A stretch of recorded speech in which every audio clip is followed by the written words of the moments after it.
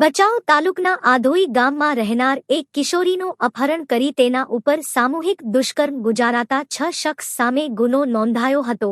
આ બનાવના 3 આરોપીને પોલીસે પકડી પાડ્યા હતા. વધુમાં મળતી માહિતી અંતર્ગત આધોઈ ગામમાં ગત તારીખ 4 દ્વિતીયાંશના રાત્રે 11 વાગ્યાથી તારીખ 5 દ્વિતીયાંશના સવારે 4 વાગ્યા દરમિયાન આ ઘટના બની હતી. આધોઈમાં રહેતી એક કિશોરીને લલચાવી ફોસલાવી તેની સાથે બદકામ કરવાના ઇરાદાથી આરોપીઓએ તેનું બળજબરીપૂર્વક અપહરણ કર્યું હતું.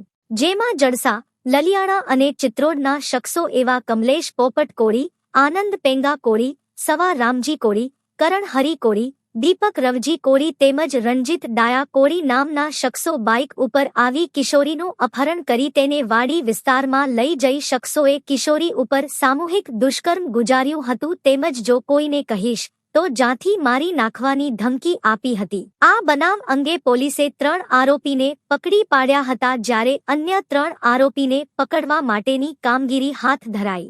કિશોરી પર સામૂહિક દુષ્કર્મના આ બનાવથી ભારે ચકચાર મચી હતી.